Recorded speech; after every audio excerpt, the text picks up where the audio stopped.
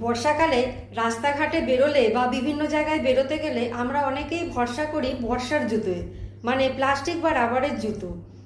আর এতেই বাড়ছে বিপদ। তো কী সেই বিপদ? এই নিয়েই থাকছে আজকের টপিক।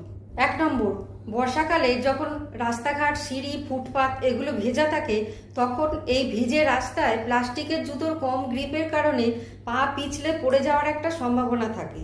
2 নম্বর, প্লাস্টিকের জুতোয় হাওয়া চলাচল করতে পারে না, ফলে পায়ে ঘাম জমে, ত্বক আর্দ্র থাকে, যেটা ব্যাকটেরিয়া ও ফাঙ্গাসের বাড়বাড়ন্ত হয় এবং এটা থেকে ইনফেকশনও হতে পারে।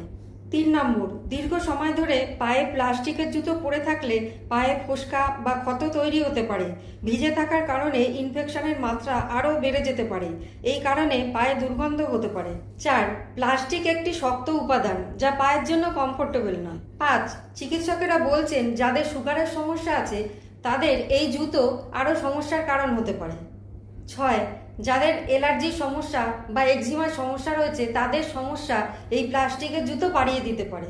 7, বর্ষাকালে এমন জুতো পরা উচিত যা আমাদের পাকে শুষ্ক ও আরামদায়ক রাখবে, যার মাধ্যমে হাওয়া চলাচল করতে পারবে এবং পাকে সুরক্ষিত রাখবে। 8, অনেক বিশেষজ্ঞ ডাক্তারবাবুরা বলেছেন দীর্ঘদিন প্লাস্টিকের জুতো পরে থাকলে পায়ে ক্যান্সার হওয়ার সম্ভাবনা হতে পারে। নাম্বার 9, প্লাস্টিক এমন একটি উপাদান যেটা পরিবেশের সঙ্গে মিশে যায় না, পরিবেশকে দূষিত করতে সাহায্য করে। তাই যতটা সম্ভব প্লাস্টিকের জুতো এড়িয়ে চলাই ভালো।